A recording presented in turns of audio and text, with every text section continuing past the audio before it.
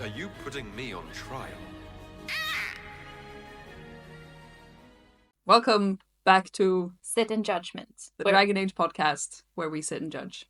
Dragon Age to Veilguard. Episode 3. What's Yes. on your list? Because I have a bunch of stuff on my list. As you can tell, this is an extremely structured podcast. very Fully scripted, for fully sure. scripted, very on the clock. Oh, yeah. No nonsense. No nonsense. We don't cut anything out. No, we are actually just really animated, and Yes. that's why we all of a sudden appear in different frames. Yeah, we're just so fast. Mm. Like Twilight vampires. I only now That's- learned that they did a whole dance battle thing at the set of Breaking Dawn. Dance battle? Yeah, you know, in the Venatori and the... The Venatori. The Volturi! The Volturi. Thanks, Who knew TikTok. the Venatori had it in them? I also, speaking of Venatori, Yeah, let's talk Venatori. I'm sick of Venatori. Yeah. I think it's a cheap cop-out of, let's recycle Yeah. the villains from the last one, I guess. They're all masked. They're not people. Like, No, I don't feel exactly. bad going after Venatori because they're all masked. They're like nameless, easy to kill villains. Yeah. Do we want to talk about the first quest? Stopping Solas? So, yeah, what were your thoughts? I do find the statue domino a little bit silly to start off with. It does feel a little bit silly. Also, Solas looks funny. He looks like handsome Squidward. Yes. In theory, Mm. I register it as the same character.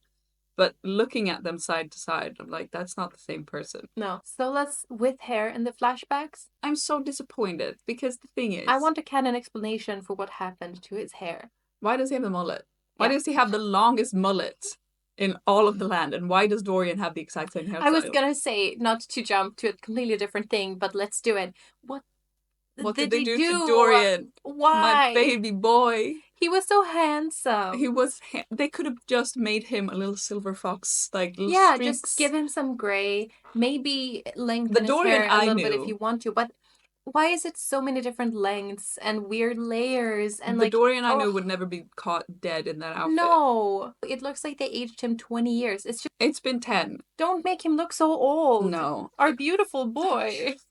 that's My not best him. friend. That's someone wearing his voice. He's the only reason why I've ever played a male inquisitor. The only reason I would hesitate Mhm. to save Minrathous would be because Dorian is there. And Yeah. after meeting Dorian, I was like, there's nothing there for me. No, That's not my exactly. man. I don't know that guy. No. No, but the Solas hair Yeah. got me fucked up because Mhm. I remember showing you the concept art for Solas Yes. with hair. And he is so fucking hot. Yeah, he looks He is great. It's like, a- oh, this is a charismatic leader that I would follow. Oh to the yeah, death. I would kill people for that man. Like Yeah. he is fine. Mhm. And then they saw that concept art and went, Nah. they really like the 2010s because it just gives me that like side cut pineapple hairstyle Yeah. vibe that I fucking hated back then and I hate it now. Some of the things that I don't love very about this modern. game is kind of like the stereotypical cringe millennial Yeah, vibe. exactly. And like that's the speaking as a millennial, it's Yeah. very much like I couldn't live without my coffee. yeah. It's like don't make another coffee addict. Yeah, it does make sense for Lacanis. With I like that if you go like, oh, don't make another coffee addict, he's like, you know why I have to drink coffee. It's because he literally has to try to keep himself awake. Yeah, But sometimes it's a little bit like, come on. it's a bit. And it was actually the same thing in Andromeda. They had a whole thing about coffee. You wake up from cryo and you have some coffee and you're like, can't wake up without my coffee. I get it. We're all addicted to coffee. Yeah. I'm drinking coffee. Yeah, no, it's the coffee. It's the everyone loves cheese. Yeah. It's so many things are so very millennial, and it's Mhm. like this is not as funny as you think No. it is, and it will age Poorly. so poorly because It has already. I could give it some like the whole art style thing, which we Mhm. talked about as well. Like I don't particularly love it. No. I do understand the choice of making it more stylistic so Mhm. that it will age better. Yes. Because the colors are so bright. Yes. It looks. Have you played Fable? I have a little. Yeah. That's the vibe I get. Mhm. It's very Fable. The crows are supposed to be like dark Hmm. and they have blue suits. Yeah. Very like it's a very Fable color palette. It's a very Fable like softness to it. Yes. I think just making it less saturated and more sad brownish. Yeah, I think would that have played better with the tone of the game as well. Mhm. Because like you say, like the quests and the story that it's trying to tell is dark. Yes. But the contrast to the very bright and like Pixar-ish, like, oh my god, when you see Algernon for the first time, it's Prince Charming from Mhm. Shrek with dark hair. Yes. That's literally on it. The Giga Chad jaw on Mhm. Algernon. No. I feel like the companions for the most part look great. Like I like the way most of them look. I don't like Belara's hair. No, her hair looks Her silly. hair brings it from like, Yeah. could be just Mhm. exaggeration to full-on Pixar. Yes. How is that staying How up? is it staying up? Magic? I'm gonna assume magic. For the most part, the companions and Rook look good, and like most of the NPCs you interacted with. As soon as it's an enemy, so, for Yeah. some reason they make them look so cartoony. Yeah. And that's true for monsters. It's true for characters. It's just it takes you out of it. Yeah. I kind of wish that both Gillenane and Elganon still looked like regular elves, like more understated with more subtle creepy aspects. They could have made Gillenane work. I think doing her eyes Yeah. weird was too much. Mhm. It's the like, before you step out of the door, take one accessory off or something. Yeah, It's kind of that. exactly. It's like, just leave her eyes Mhm. normal so that you see the humanity Yes. that's like left in her. Or make her look like a normal elf, but her eyes only Exactly. are weird and freaky. Exactly. That also could have worked, I Yeah. think. Or like give her a second form that she turns into that's more monstrous. Yeah. But it's just, I don't know, there's something really The cartoonish eyes. about the two of them. Yeah. I don't understand why he, like, and this is nitpicking. Yeah. But him calling her sister, I get that it's not a literal like Yeah. sister, whatever, but it would make sense if he was kind of talking down Yeah, to her I in a agree. like, you're almost Mhm. my level, but not really, because you're just like another Yeah. pleb. Because they also do talk about how Elgarnon is way more dangerous, that he's the real threat, Yeah. basically. But no, I agree. I think that they look very cartoonish, and that's something I don't love about the style. I think it really has moments where it works and moments where it doesn't. Yeah. During that quest, the like statues falling over and ruining it, that was kind of silly. Just one beam supporting that entire thing. Yeah. Like they could have done that nicer. I just feel like there were a lot of parts in the first few hours that felt kind of silly. And it's kind of like, it fails because it has to fail. Yeah, I think it gets way better after the first quest where you investigate the blighted village. I forget what it's called.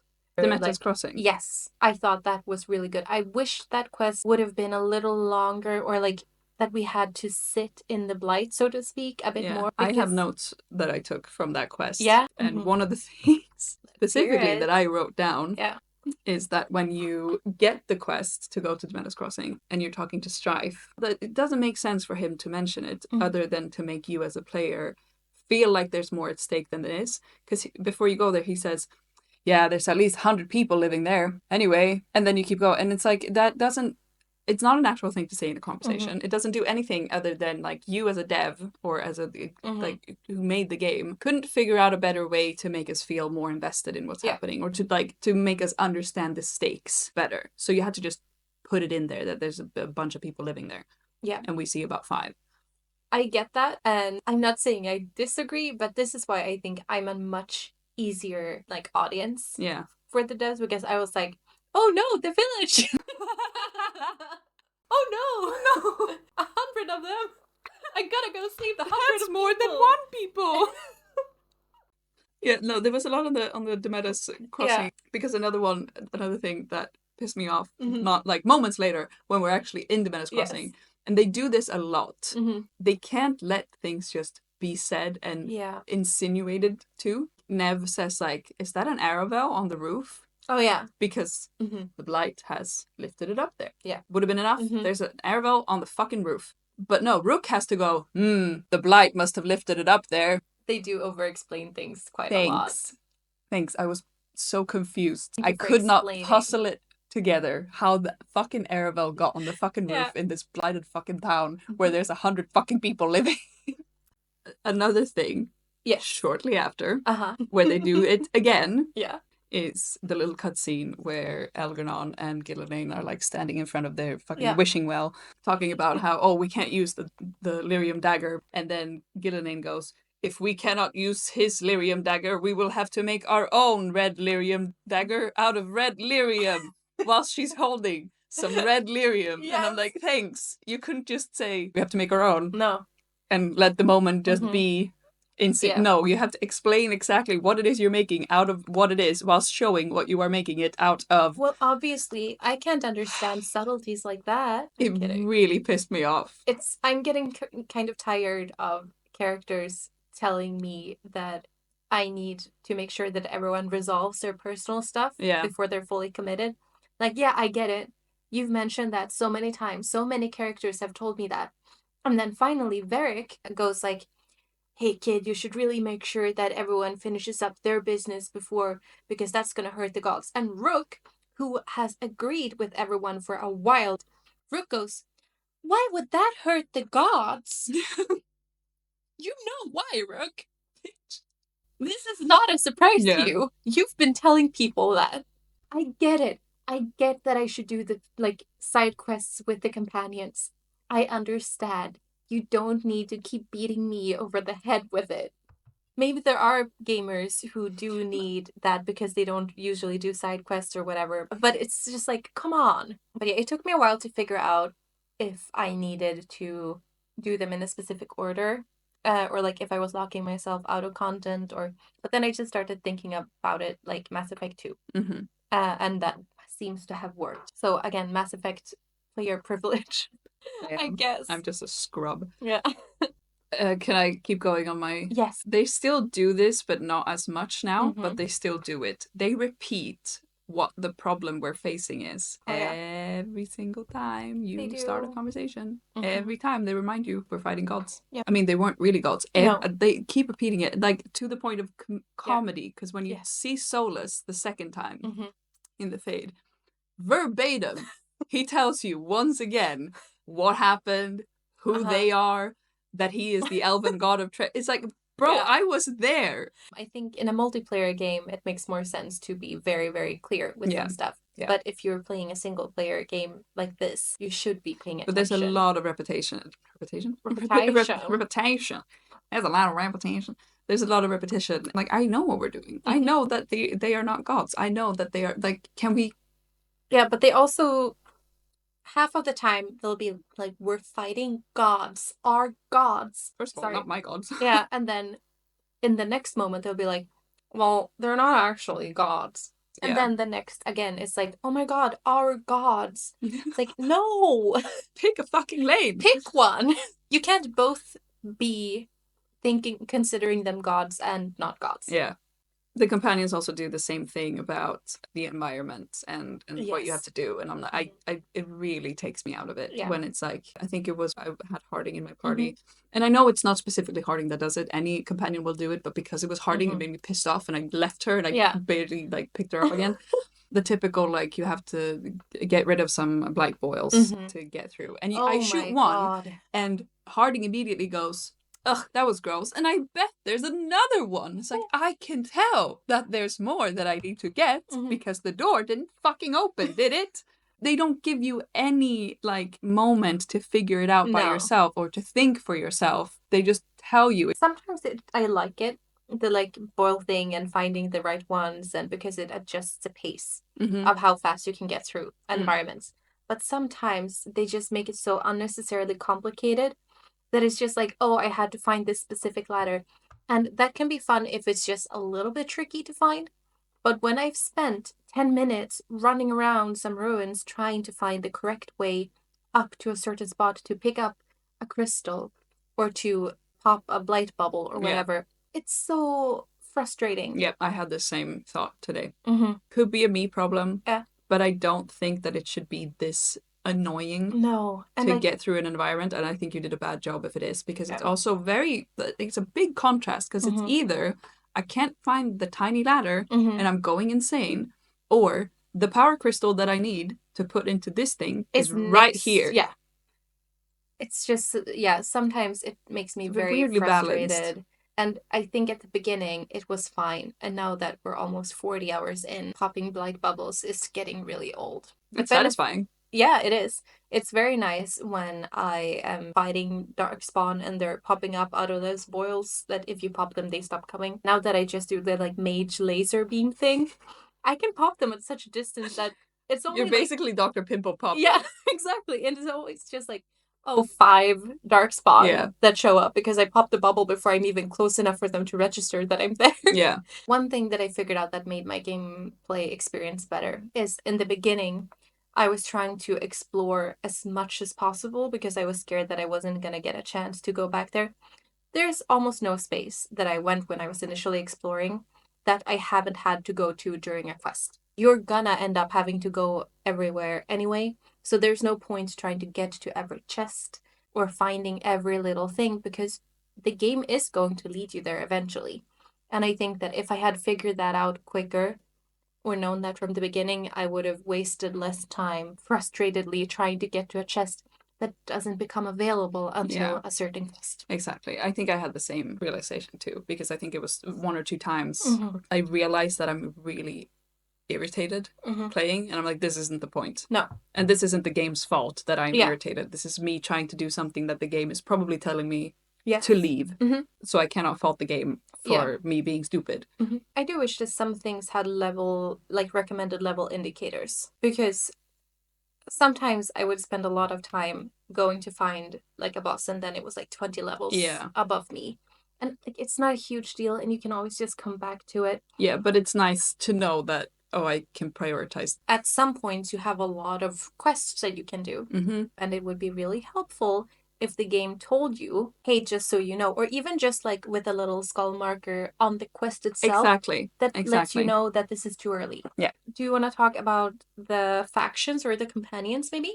Because I thought about something. Yeah. Because you mentioned last time, first episode, about the crows, that you were worried that they were going to make the crows into just heroes and remove all the like problematic aspects. And I feel like that's true. Yep. They did do that. The crows are just now like super heroic. Cool Assassin's Creed, and the whole like, we honor our contracts. Yes, because what do you do when you don't finish a contract? Crows, please respond. Unblock me on Twitter. They kill them. Yeah, if you don't finish a contract as a crow, you get murdered. And you have to keep doing the contracts, and if you fail, you die. That's the whole point. Tragic thing, and you become a crow mostly because you are probably bought at a slave market as a kid. Yeah, exactly. Or from like it's not a glamorous thing. Very sad to see. Yeah, genuinely makes me upset. Yeah, because we're both romancing Lucanus, so we're doing a lot of the crow side quests and stuff. Have you done the locking in of the romance? No. Have you done the locking in? Yeah. Oh my god, I haven't gotten that far. I've just gotten to the like leading on the wall. That doesn't lock it in. No, it took so long to get. Like we were flirting with him for so long. And choosing the heart options, and he was just like, anyway, cool. Haha. Haha. You're such a good friend, Rook. Anyway, let's go do this now. Do you want some coffee? Yeah. Meanwhile, I like breathe in Davern's direction. He's like, hey. Yeah. Hey, girl. Oh my god, I'm gonna romance Davern so hard. Because I got the little like heart icon after the first time, and it was like thrill of the chase. I'm like, oh no, what have I done? And we were like texting, did we accidentally lock ourselves out of Lucanus's romance? But no. Now I have the it's little just like, kind of slow. Now I also have the heart. And once I committed to the romance with him, I got a different little tagline. So excited. When do I get that? Soon. But I have a thing to ask you about that, because that means that you've killed Zara. I have. If you played Dragon Age, you can tell right away that there's no like, oh yeah, Ilario completely just, because she goes to say Amatus. Yeah. And if you've played Dragon Age, you know that Amatus is like a term of endearment to Winter. That's like your honey, your love. So I wanted to ask you, because you read the Wigmaker's job. Yes, because I became suspicious of Ilario very quickly. Yeah, in the game, Yeah, in the game. Because I thought he looked like a villain. Yeah, but the thing is that when you read the Wigmaker's short story, Into Winter Nights, they seem genuinely close and like they genuinely care about each other. And it was just like, I had a hard time accepting in the beginning that he might actually have been the one to betray Lucanus, even though I suspect, like, if I hadn't read that, if I didn't know anything about Ilario, I probably would have just been like, this is obviously the guy who betrayed you. He's obviously a traitor. But because I read Avenger Knights, I was like, surely, like, this is his, like, closest friend. Because I haven't read to, like, the Wingmaker job, but doesn't Lucanus basically say, like, oh, you should be first Talon, like, I don't care about it anyway, so you should do it, and Ilario's like, no. Yeah, but Ilario also does mention that, oh, like, Katarina loves you more, and everyone loves you, and you're the hero, or, like, you're the guy that everyone admires. And you definitely get the sense that he is playing into the, like, playboy, takes everything lightly stereotype, and that's sort of, like, a mask. But I didn't think that his envy ran deep enough to make him betray Lucanus, because I really did get the sense from the short story that they genuinely care for each other. Yeah. But I think it says a lot about the crows also. Lucanus says that I thought he would have cared enough about me to give me a swift death. When Manfred, not Manfred, I love Manfred, by the way. Yeah, Manfred is like, I know Manfred is pandering to, like, the millennial kooky, oh, you have Manfred. So like, sue me. I am a millennial. So, it's the quirky name that someone thinks about where it's like, what would be a silly thing to name him? Like, but also, it makes sense for Emmerich. It makes sense for Emmerich. I like Emmerich. Yeah. But when Emmerich talks to the corpse of Zara, Lucanus says something about, like, why wouldn't he just kill me then? I don't know if it's that scene or a different later scene, but he literally says, I thought he loved me enough to give me a swift death. Which also indicates that Ilario loving Lucanus as a cousin, as a brother, wouldn't mean that he wouldn't kill him. Yeah. That's not the unexpected part. The unexpected part is, like, condemning him to that specific fate. But no, it did make a difference for me in how I saw Ilario, having read Avenger Knights. Yeah. It's not out of a character based on that, but I really thought that their bond was more genuine. Yeah. From Ilario's side. Also, I'm just loving Lucanus. Yeah, me too. I just want more of him. I don't think there's enough scenes, like, that you get to talk to him. No, I want more Lucanus. Yeah. More Lucanus. Two things. Yeah. First, I want to talk about a theory that I have about him. Ooh. And then we can talk about Rook has no rizz. Yeah. Oh, yes. You know how Wynn in Dragon Age Origins is possessed? And it's a spirit, not a demon. It's a spirit, not a demon. But all spirits are demons and all demons are spirits. Yes, that's exactly. the thing, right? When she gets unpossessed, she dies. Yes. And she does that willingly to save her son's girlfriend, basically. Yes. I think, do I think or do I want? I want, in that hurt way. I want it to be like, oh, actually, Lucanus was possessed because he was dying. I haven't understood it as that's what happened. I just understood it as, like, he had to eat something. I read it as he was dying, and so a spirit possessed him. Meaning, to get unpossessed, he will have to die. Yeah, that's not impossible. I just want him and Spite to live happily ever after. I know that Spite is a demon, but you've seen the part where Spite is frustrated because of the promise that Lucanus made him. And the promise was just that they were going to go be free and live. The lock-in quest that you get for his romance. Are you going to tell me what the quest is? Or no. I'm like... I am not going to spoil that for you. But I did get some additional information about Spite that I think makes me reluctant to get into this conversation right now. Okay. But that's a theory that I have, that he's going to have to kick the bucket if he ever wants to be free from Spite. Just, I can date both of them. Like, I can, or... I feel like you're just here for the demon. Does being possessed by a demon make Lucanus a little bit hotter? Yes. Kind of. Does the forbidden threesome wiggle some eyebrows? Yes. Maybe. Yeah.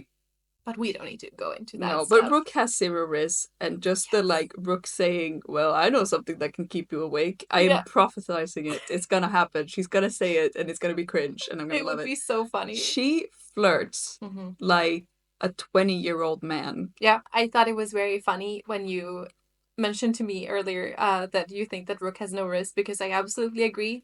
But as someone who also has no rizz, I found it extremely relatable. It's just... Because Rook's flirting is just, like, kind of being nice and affirmative. It's kind of being nice and affirmative. And it's the thing that gets me. Yeah. Sorry for interrupting you. The thing that gets me is the, like, Lucanus fucking leaning up against the wall. Yes. Just like, you're towing the line. And Rook just goes, you do too. Yeah. And when she flirts with Davrin and he says something like, he says something and she's like, And then what? Yeah. And it's a 20-year-old man sexting. Yeah. I feel like the walling thing, that definitely could have been me, because I think I would have just panicked. Like, if someone is flirting with me. This thing, cringe. I was like, oh no, no. Yeah.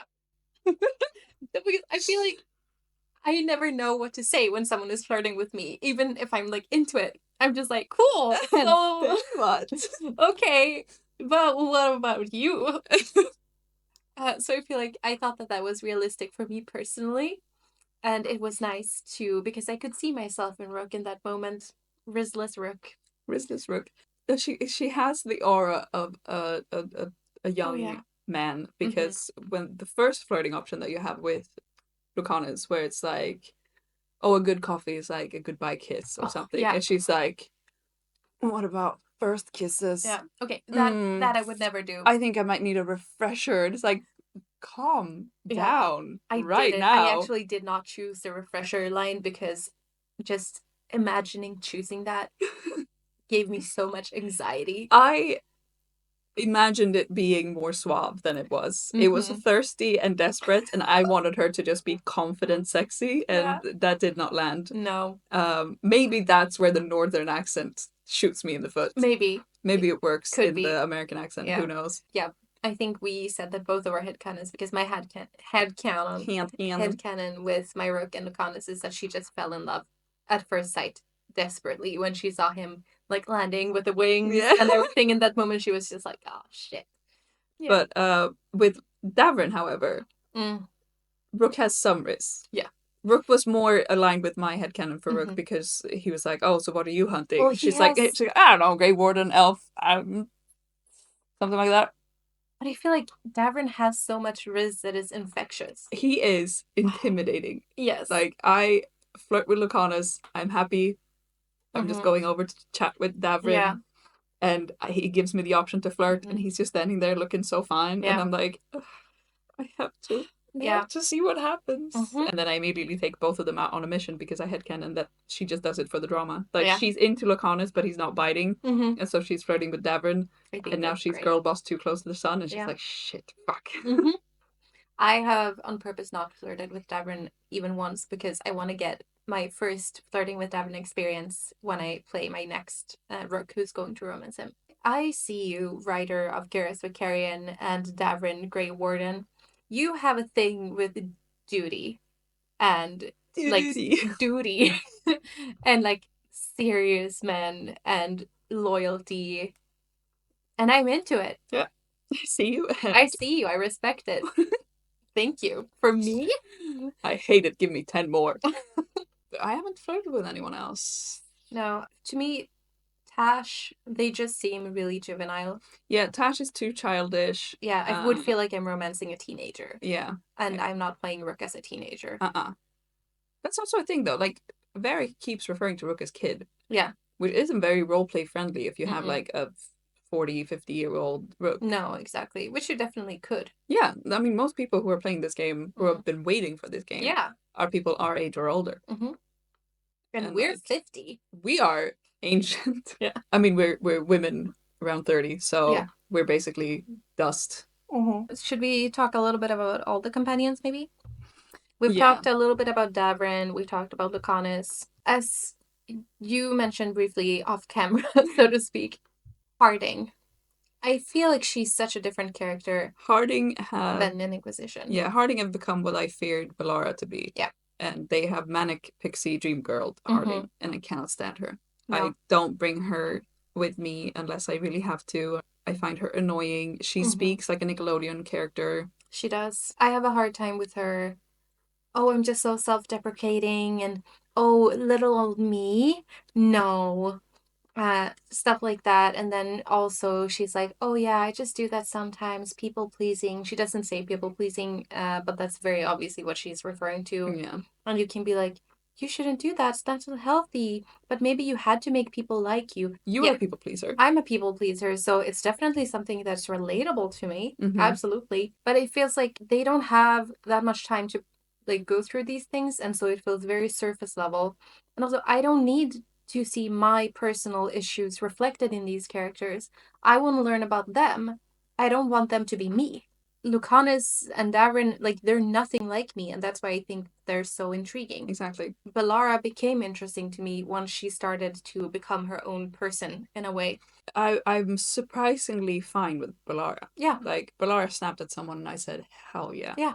The whole interaction you have with her when she talks about her brother for the first time really hit. And Yeah. it was a beautiful example of what I hoped would happen, where it's like they're talking about something deep that is probably highly relatable to a lot of people, but I don't feel like it's aimed at me as a person. No. I genuinely feel like it's my Rook and her having a moment. That's the thing, like the Harding people-pleasing thing. It feels like they're talking to me. Exactly, and I think that's the difference. Yeah. I enjoy Belara's character. Like, okay, I see you. I see you. Harding is insufferable, and I do not register her as the same character from Inquisitions. Yeah. I also have a hard time with Tosh.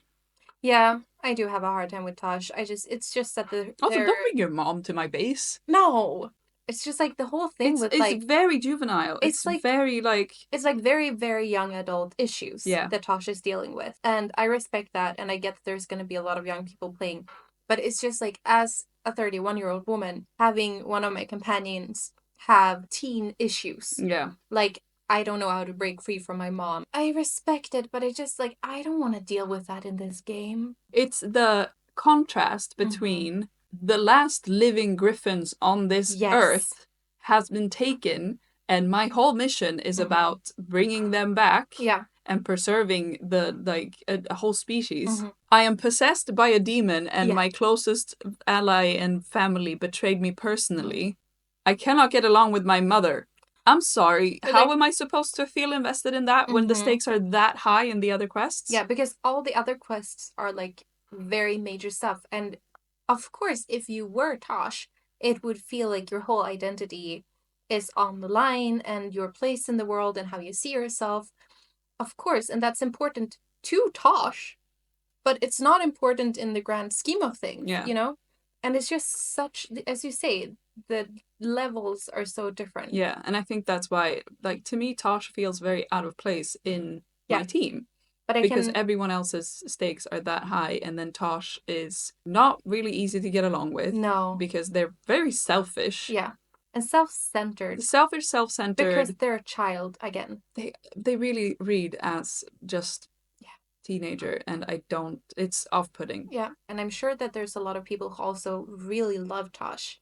And I'm not saying that you're wrong for that, or that I think Tosh, as you say, is a bad character, but I just... For my personal taste, Tosh is not it. I think Tosh is a cliche. Yeah. And to be clear, we're not going to get into the Tosh's quest line that's about their gender identity. But this is not about that. Very clearly. Yeah, we don't dislike Tosh or like have an issue with them because of their gender identity. That's not it. No, that's not... The problem is not them coming to terms with being non-binary. No. The problem is them behaving like a teenager. I haven't even read a lot of the discourse around this because I don't want to get spoiled about anything. But I'm already dreading reading people's takes on Tosh and their identity. Because people can't be normal about games. People can't just go, not my thing. Anyway, rest of the game was good. It's very, very Don't be fucking weird about it. Yeah. Like, don't be weird. Also, just don't be a transphobe. Yeah, it's not hard. No, it's not hard. Nev, to change the subject. Yeah, Nev is giving me nothing. Yeah. I feel like I don't know her. Queen of give us nothing. Yeah, she's really being professional. Honestly? She's Hayden. I'm at work. I'm at work. But speaking of Nev, the decision you have to make between helping Minrathous and Treviso. We both chose to save Treviso over Minrathous, and I thought we should share our reasonings behind that. I have 3 main points. Do you want to start, or should I? I mean, I can start because I don't think I have 3 points. Just, first of all, my Rook is from Antiva, and it's like the only home she's known, so it would make sense for her to go like, yeah, fuck your city, I'm gonna save my city. Yeah. Also, we're already under occupation. If I don't have the crows, I don't have a paycheck. So, second of all, do I want to save the city of Treviso where people are under occupation, or do I want to save Minrathous where there are corrupt government, blood mages, and slavery? with a town full of super powerful mages as well. Like, between the two, it's never going to be Minrathous. I really wish that they would do like a Life is Strange thing where you could see at the end of Act 1 how many people chose different things. Because I want to see how many people chose Treviso over I feel like Minrathous. this is going to be... or Minrathous, like as an Nev says. Inquisition mages versus Templar who are going to recruit thing. Like, I'm always going to recruit the mages. Yeah. For me, it was... The main thing was that Treviso is a city of civilians. Yeah. As you said, under occupation. Yeah. And Minrathous is the capital of Tevinter with mages and the Archon and everyone there to defend it. Yeah. That shouldn't be on me. It's just like, it's like having to choose between, am I gonna go help the US or, like, I don't know, Greece? Greece! Italy was right. Okay, that's true, Italy. Yeah. Like, the US is gonna be better defended. Yeah, I have a similar analogy thing in my notes about Nev and Balara, a conversation that they have. Oh, yeah. And I think specifically... Wait, I'm just going to finish continue, sorry. because I'm going to lose my train of thought. But it was that, and then it's also the fact that I'm romancing Lucanus. Yeah. And if I don't pick his city, I don't think he's going to want to be my boyfriend. I think you can still... I think this is non-spoilers at all. I think you can still romance him. Yeah. But, like, Nev was out of my party for a long time. Yeah. After, and I would have missed Lucanus. I did not miss Nev for a second. No, I also didn't miss Nev. But so it was the fact that I'm going to protect the city of civilians over Minrathous that should be able to defend itself. Yeah. I'm trying to romance Lucanus, and so I'm going to prioritize his city for just, honestly, gameplay reasons. Yeah. But I also just think that Treviso, it makes more sense in a lot of ways. It's just, especially if you're an elf. You're like, oh, do I want to like help protect the city full of my people enslaved? No? And the consequences are also so different, because the consequences for Treviso is that basically the way they put it and the way it sounds is that, like, oh, everyone is going to die of blight. Or Minrathous, the Venatori are going to do a coup. It's like, I can get rid of the Venatori, but I can't personally get rid of the blight and cure blighted individuals. But, like, the Venatori... I kill them all the time. Let the Venatori take over. They'll make sure that people at least stay alive. Yeah. And, like, as you said... Unless you're a Shadow Dragon, then they hang you in the street. But yeah, or if you are, like, a bard or whatever. Yeah. The busker. I guess. The buskers. But I just feel like the consequences are so much more final and dire for the people of Treviso. Yeah, absolutely. It's, like you say, is it the civilians or the all-powerful mages who are also corrupt and use blood magic? Yeah, also Tevinter is already so corrupt. Yeah. That's why the Shadow Dragons exist. Yeah, just clean slate that shit. Yeah. Reset Tevinter. Yeah. I'm not gonna cry over it. I think that Nev handled it better than I expected. I wanted her to be more pissed. I wanted her to be more bitter and resentful. She does make a comment when she's like, oh, we should go help the threads. And you're like, yeah. And then you get a little note of, like, because you didn't save Minrathous, she doesn't expect you to help. And it's like, okay. Yeah.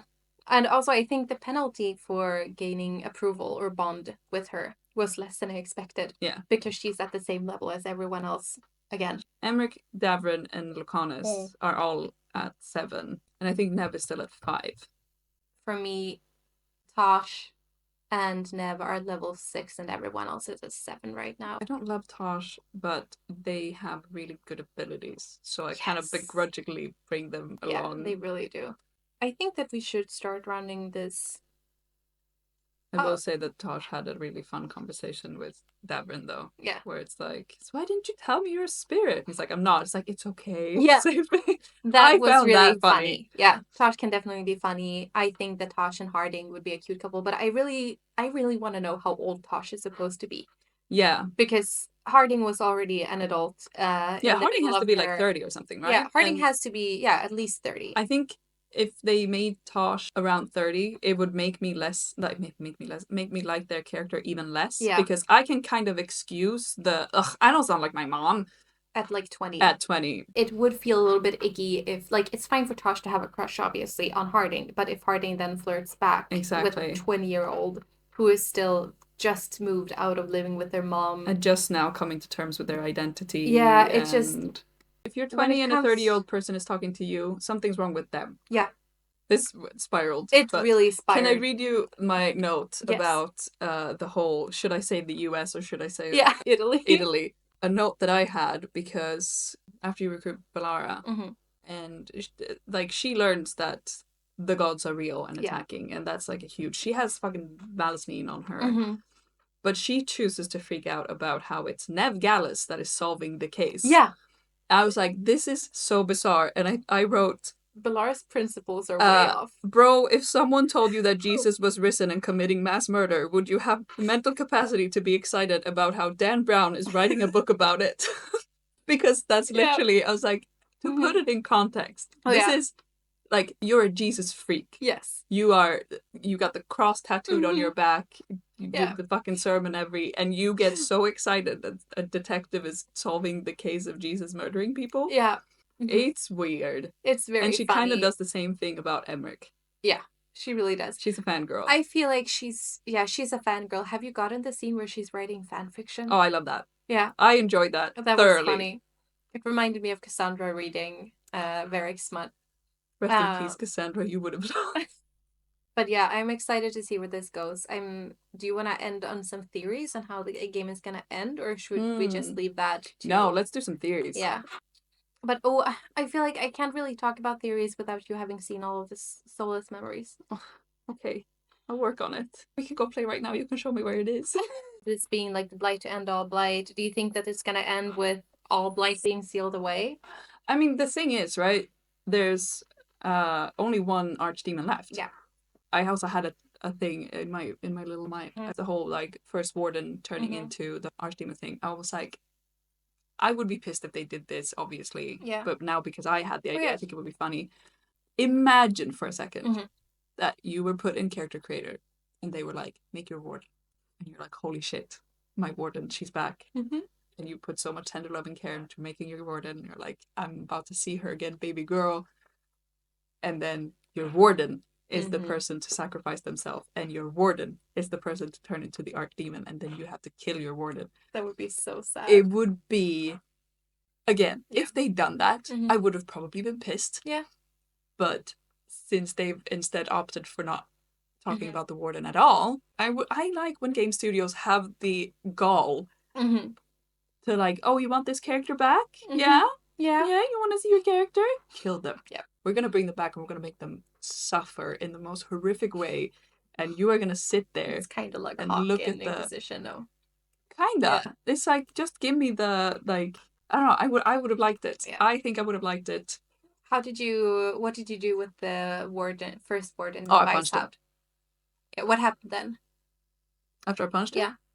He was knocked out. I mean, he was just unconscious until he showed up to, like, sacrifice himself. Okay. Basically. I convinced him to listen to me. Yeah, because that makes sense for your character. Yeah, exactly. But then he was just like, yeah, you're right, my bad. And then he showed up to sacrifice himself. Yeah. There's some things that I think we should wait until we finish the game. Like, I want to talk about Solas a lot more. I haven't seen him enough. Like, I get that they changed the name, because I think if it was called Dreadwolf and we've had 3 conversations with him so far, people would have been pissed. So I get it. But I think, again, there's a lot in those 2 final memories. I think by the time we record next, we're going to have finished the game. I'll do my very, very best. Is there anything else you want to talk about now? Let me check my notes one final time.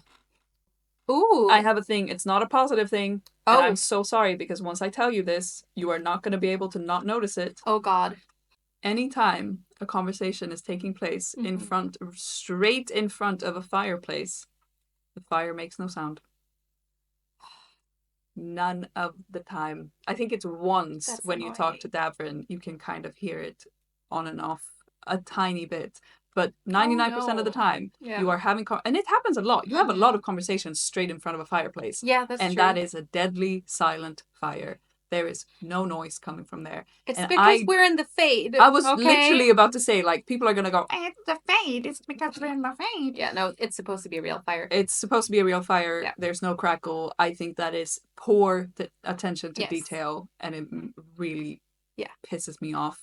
It's also, you know, that person that you sent me a screenshot of? This person you sent a screenshot of, the one who looks exactly like my Rook. Exactly like a Rook. Yeah. Her audio is fucked. Yeah, I noticed that, actually. It sounds like she's in a jar. Yeah. She had to record her lines at home. Yeah. And it didn't go well. Exactly. And someone just did not take the time to mix No. it or something in this I'm day. definitely going to think about that every time now. Yep. If I may end on a positive note. Yeah. I really love the structure of having built the game around, like, the plot is the core, right? Yeah. But everything else is built around the companions. And I really like that. I am really enjoying it. Someone called it a friend group simulator, and I think that's spot on, and I like it. I like it too. I'm having a lot of fun. I am really excited to go do the side quests. Yes. Having designed the environments around the quests is so much better than the empty space of Inquisition. Yeah. I don't feel railroaded. No, absolutely not. And I think they've struck such a good balance in the size of the hub worlds. Yeah. I love the necropolis. Yes. I spent ages in the necropolis. It's so cool. Beautiful. I love Arlatan. So cool. Really enjoy Treviso. I think it's beautiful. Like the markets. I would say Treviso just for the markets because honestly, they're so beautiful. And Minrathous is an ugly city. Yeah. I mean, we barely got to spend time in Minrathous before it got absolutely just... They should really clean that place up. It looks like a dump. Weird. But I am having a really good time. I think I found a little thing. It's okay. They got away with it because they haven't made it a quest. But the candle hops are the shards. Yes, they are. But they didn't make it a quest, so it's fine. Yeah. Ooh, one thing. Yeah. We talked about how Varric was for sure going to die in the first episode. I'm still not convinced that he's going to survive. No, he's not. This is the false, security exactly. of, he's fine. Look, he's fine. Yeah, and then they're going to snatch him away. Yeah, he's not going to survive this game. No. I still believe that. He also keeps saying, I got to take a nap.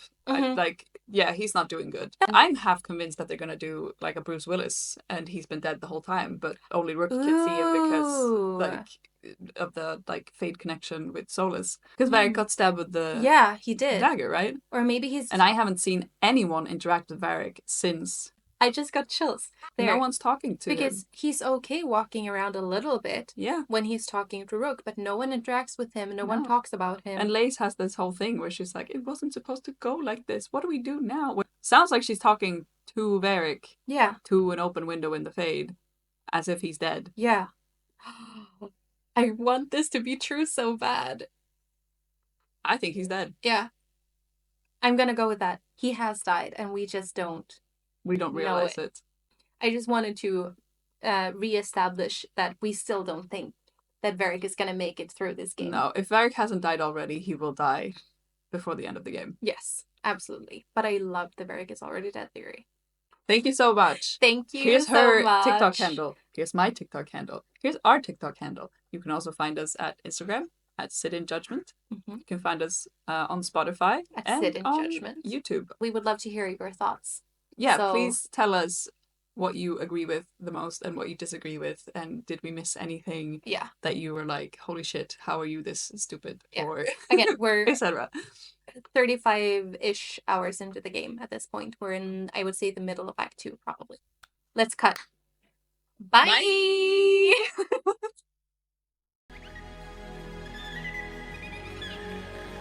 I'm feeling very judged.